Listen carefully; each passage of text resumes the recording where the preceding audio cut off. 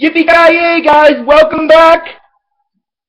This is History of Digimon Digital Monsters Season 1, Episode 36 of my show, but this is about Episode 35.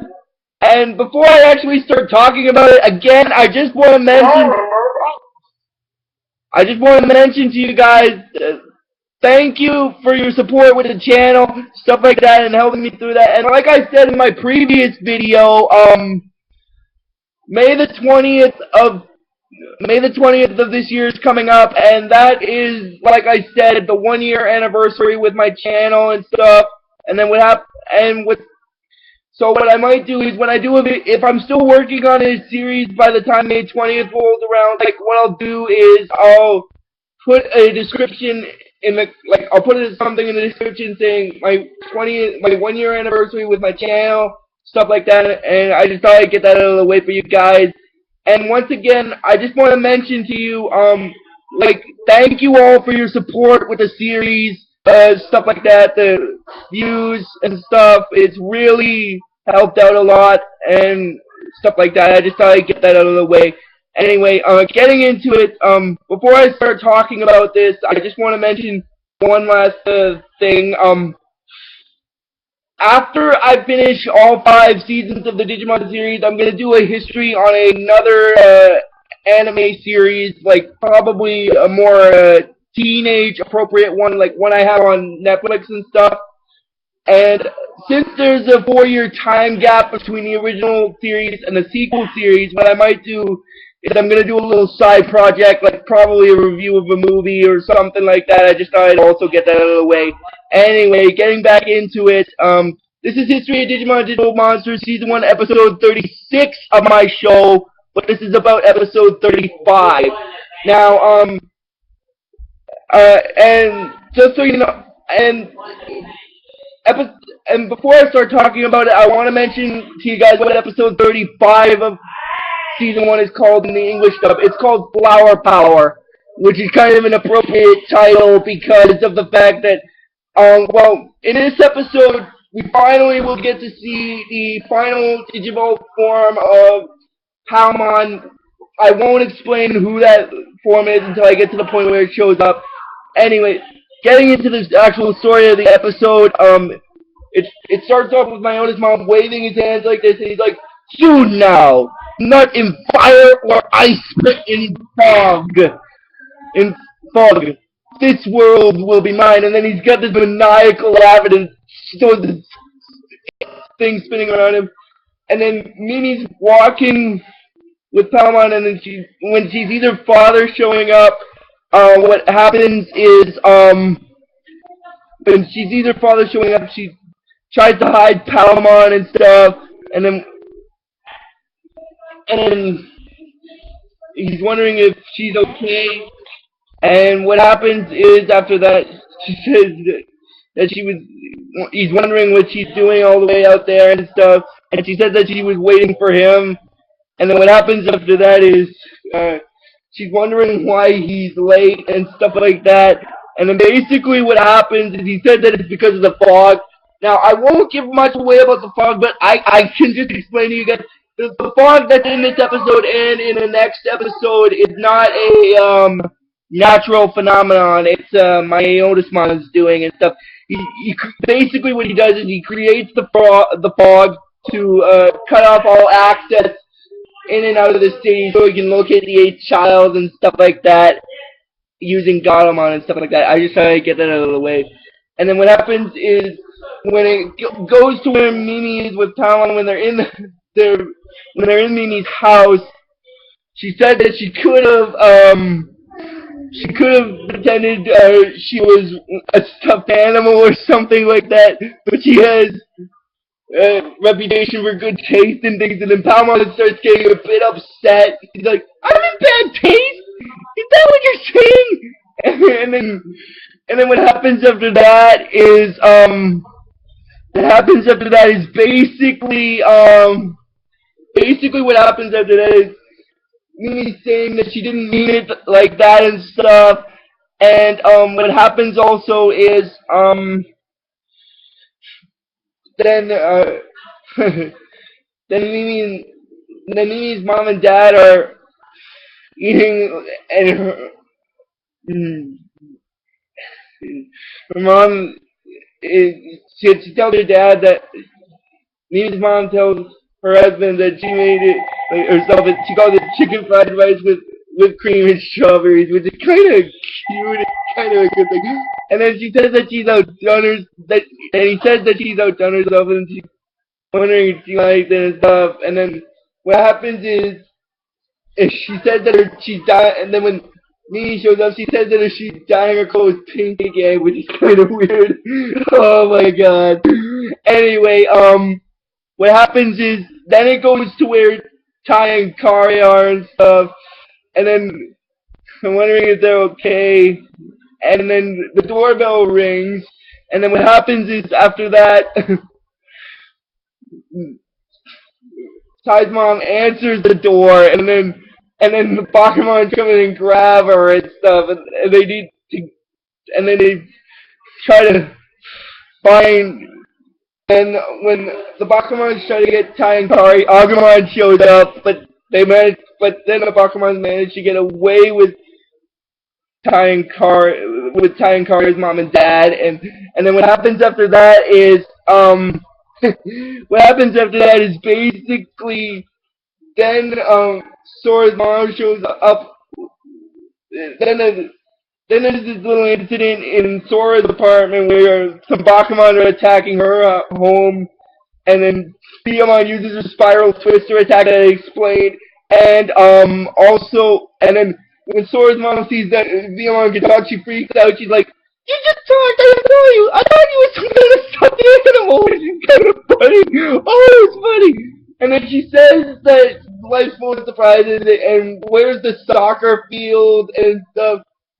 And Sora's mom is asking her that she's telling her that it's done by the school, but she's also asking her why. She wants to know. But all Biyomon tells her is that Sora's in trouble and she needs to find her and stuff. Which is kind of. I'll explain why Sora's down at the soccer field. She was hoping that Ty would be there, and she really needed to talk to him about the plan of attack for Myotismon, and she also said that she needs to practice for soccer. And then basically what happens is after that it goes to where Mimi and her parents are, and they're running from the Pokemon, and then they get into the elevator, and they say that, and Mimi's dad said that they're all right, and then Mimi's mom is wondering what those things are, and then Mimi's like, she said that it's a long story, mom. And then basically what happened is after that, it goes into the scene where they're in a train station, and I should just quickly mention something about I'll just, if you guys don't mind, I'll reference the second season. I just want to tell you something. Two of the three new characters that are in the second season, will kind of have non-physical appearances in this first season, but they'll kind of have referential appearances. I'll just explain to you who those two are. Like, for this episode, I'll explain who one of them is, and in the last video for this arc, I'll explain who the other one is.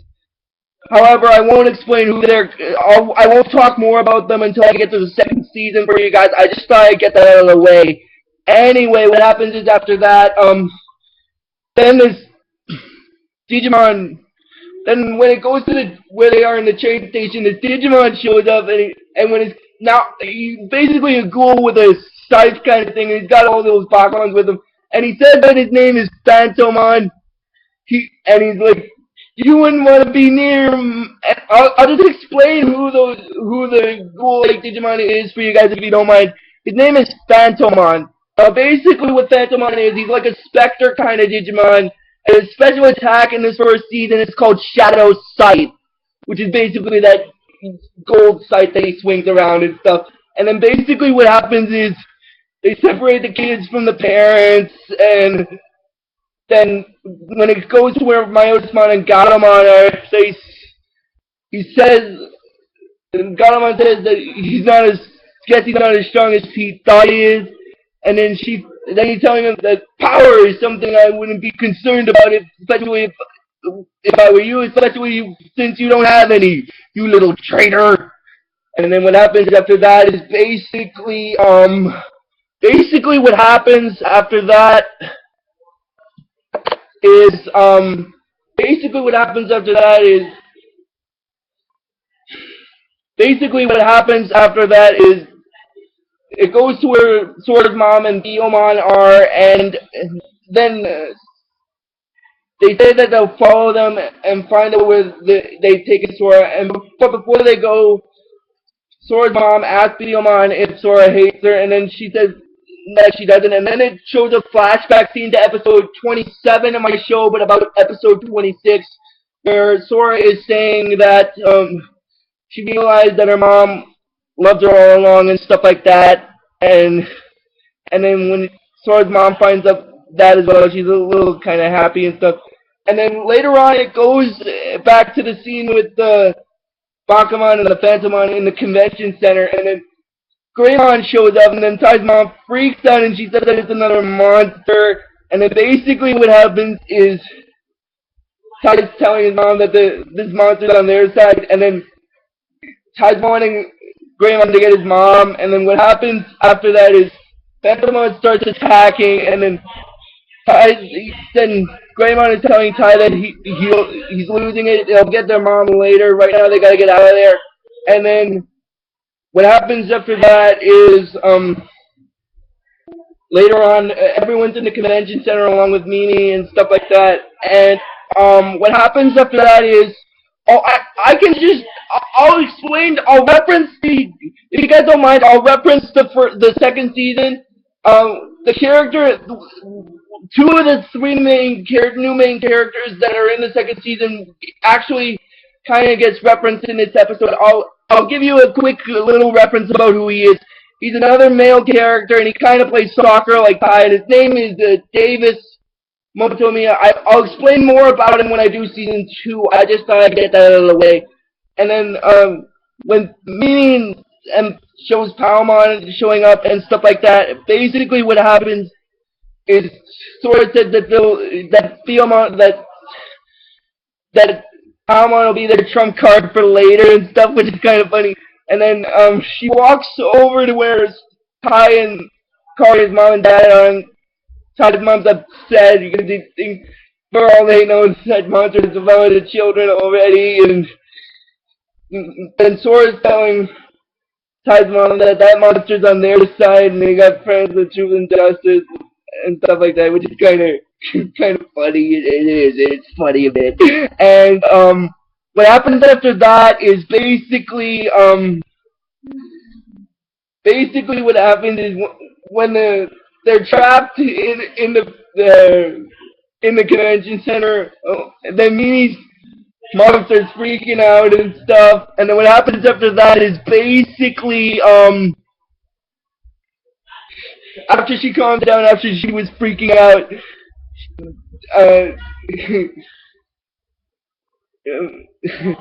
after she was calming down, after she was freaking out, Sora's saying that they gotta find a way to get out of there, and then one of the people that works at the station where Matt and TK's dad works, she's telling Jeremiah that why don't she find out some way to help them instead of listening to those mind over matter tapes all the time. And then basically what happens after that is Sora has a flashback to episode 12 of my show, but about episode 11 of the first arc, where she and Joe came up with the idea to how should I put this? Do that mind over matter chant in order to weaken Lord Pokemon and stuff like that. And she tells them that they have to distract the Pokemon while the others come up with a mind over matter chant. And then basically what happens when Matt's dad shows up where he is, somehow he knows Gabumon's name. I really don't know how he knew it. Maybe he saw Gabumon a bit when they were in the human world before, like maybe he saw Gabumon during the point in the series where they were in the human world and they were fighting some of the Like, maybe he saw Gabumon in his Wergarumon when he was fighting my own Mon back in episode 34 on my show, what about episode 33? I'm not really sure about that. I don't know for certain. I'm just, I was really confused by that when I first saw that episode also. Again, I'll get personal history with the episode out of the way. And then Gabumon's wondering how he, and then, and then later on, Izzy and Matt are, then Izzy and Matt Dad are in the station, and then what happens after that is basically, they try to find a way to weaken the fog barrier, and then what happens after that is, it goes into where,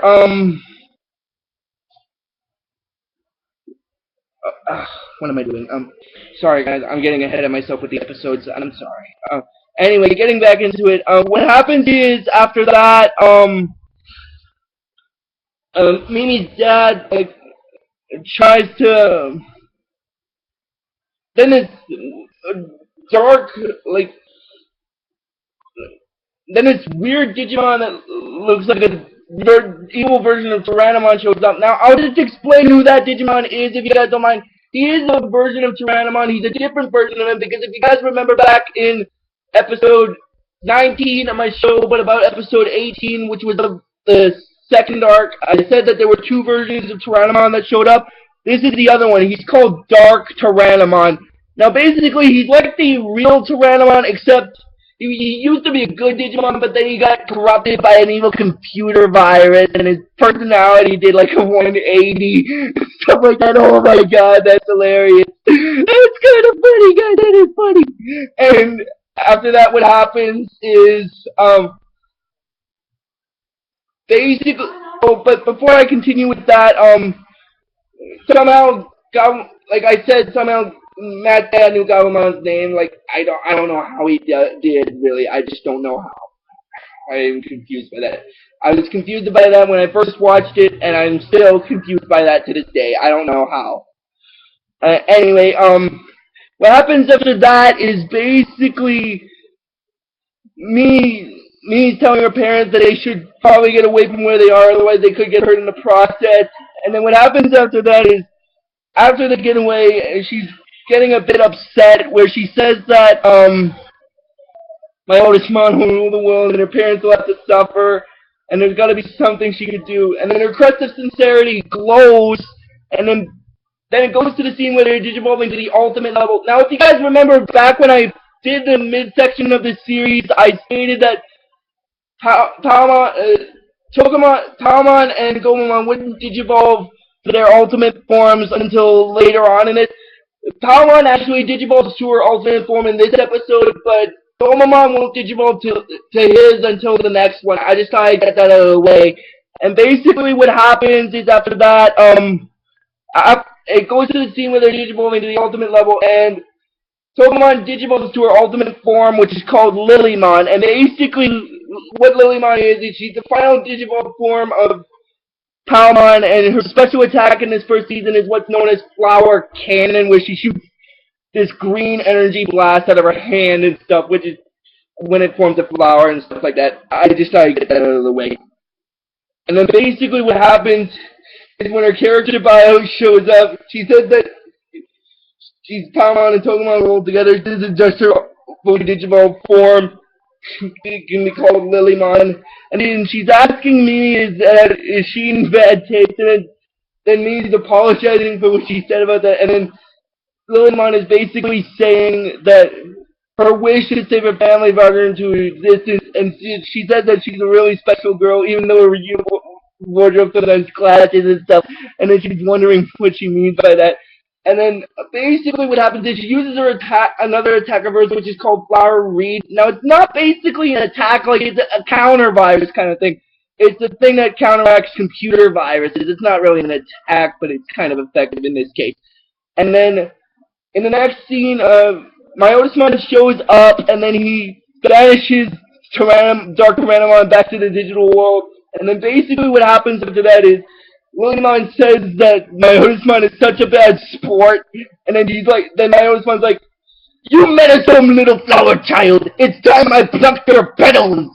Crimson lightning!" And that's basically where the episode stops. So if you guys like this video on YouTube, just please give it the real best you guys can, and I'll see you guys next time. Keep it digital.